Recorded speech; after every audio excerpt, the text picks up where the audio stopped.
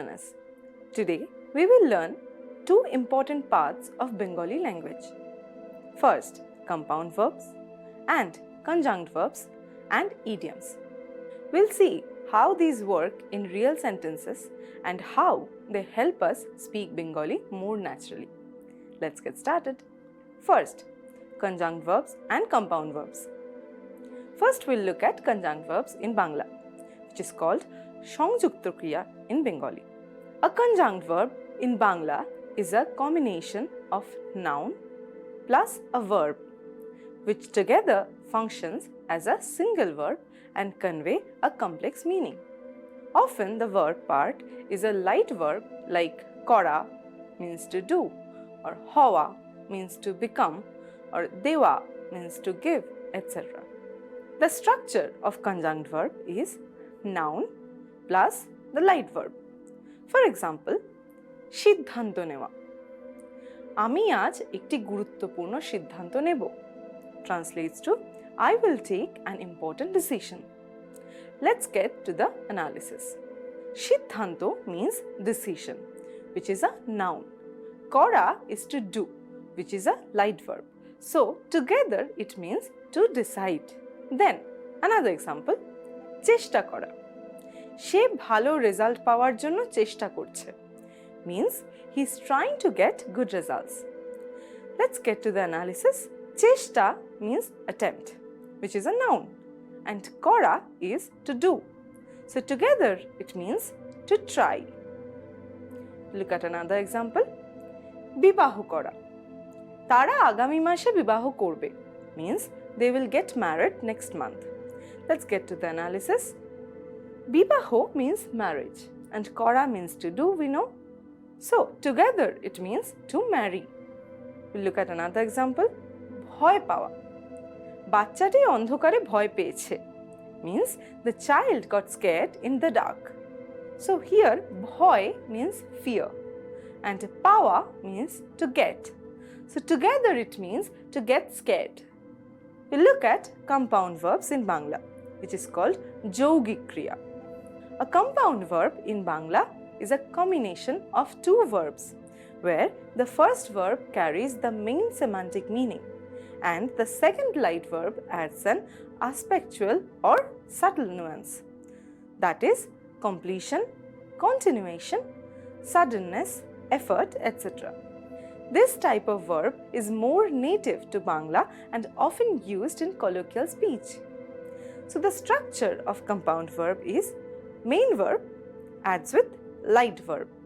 Some common light verbs are fela means to throw, newa means to take, rakha means to keep, utha means to rise. We'll look at some examples. লিখে ফেলা। সে 1 ঘন্টায় পুরো প্রতিবেদনটি লিখে ফেলেছে means he has finished writing the whole report in an hour. Let's get to the analysis. Here likhe means writing, which is from lekha. Here feleche means has thrown or done. So together it means to write completely or finish writing. Next example, খেয়ে নেওয়া। আমি দুপুরে ভাত খেয়ে নিয়েছি means I have eaten rice for lunch. Let's get to the analysis. খেয়ে means eating, which is from খাওয়া means to eat. Then নিয়েছি means have taken. It's from নেওয়া. Then together it implies completion of eating. Next example, রেখে আসা। আমি বইটা লাইব্রেরিতে রেখে এসেছি means I have left the book at the library. Let's get to the analysis. রেখে means putting, which is from রাখা. এসেছি means have come. It's from asha. So together it means left something and came back. We'll look at another example. দিয়ে দেওয়া। আমি আমার কলমটা বন্ধুকে দিয়ে দিলাম means I have gave my pen to my friend. Let's get to the analysis. Here দিয়ে means giving from deva and dilam means give, which is also from deva. So together it means to give away with a sense of finality. Next, খেতে বসা। মামা সবেই খেতে বসেছে means uncle has just sat down to eat. Let's get to the analysis. Here, khete means to eat, from khawa. So this is the main verb. And bosha means to sit, which is the light verb here. So together it means to begin eating or to sit down to eat. Now, let's check the key differences between these two types of verbs. We'll look at three features. First feature, components. The structure in the conjunct verb is noun or adjective plus light verb. The structure in compound verb is verb plus light verb. Next feature, usage. In conjunct verb, we can see it in the formal literary use. In compound verb, we can see it in the colloquial or everyday use. The next feature, semantic role. In conjunct verb, the main meaning in noun and the verb is auxiliary. And in compound verb, the first verb has the main meaning. The second one modifies it. Now, we will see these verbs in a short conversation. Meena says, "তুই এখনো বসে আছিস? আমি তো রান্না করে ফেলেছি." Means, you're still sitting around. I have already finished cooking. Rini replies, "আরে আমি তো কাজের একটা তালিকা তৈরি করছিলাম." Rini replies, "Hey, I was making a to-do list." First, consider Meena's sentence. তুই এখনো বসে আছিস? আমি তো রান্না করে ফেলেছি. If we check the first verb here, we can get boshe, which is the present participle form of bosha, means to sit. And achish is the second person singular present form of the verb thaka, means to be, used here as an auxiliary to form the present continuous tense. Together, boshe achish means you are sitting. It is a compound verb. In the second part, the verb kore felechi is also a compound verb. Kora means to do and fela means to finish in this context. Together, it means I have already finished. Felechi adds the nuance of completeness and perhaps effort or the speed. Now, in Rini's reply, we can see toiri korchilam is a conjunct verb. Here, toiri means prepared or ready. Korchilam is the past continuous form of kora, means to do. Together, it means was making or preparing. We'll look at another conversation. Meena says, "ভালো করেছিস, কিন্তু আগে খেতে বস." Meena says, "You did well, but sit down and eat first." Rini replies, "আচ্ছা, চেষ্টা করছি তাড়াতাড়ি এসে." Rini replies, "Okay, I'm trying to come quickly." In Meena's line, khete bosh is a compound verb, where khete means to eat and in infinitive form. And bosh is the imperative form of bosha, means to sit. Together it means sit down to eat. Now, Rini's reply, cheshta korchi is a conjunct verb, where cheshta means effort or attempt. And korchi, which is a present continuous form of kora, means to do. So together it means I'm trying. Okay, looks good for now. Try practicing it more. Now we will come to the next part. The next part is Bangla idioms and its usage. Bangla idioms or Bangla Bagdhara are fixed phrases or expressions that convey meanings beyond the literal interpretation of the individual words. These expressions carry cultural, figurative or metaphorical significance and are widely used in both everyday speech and literature. The features of Bangla idioms are: idioms often involve figurative language and imaginative expressions. Second feature, the literal meaning of the words is not the intended meaning.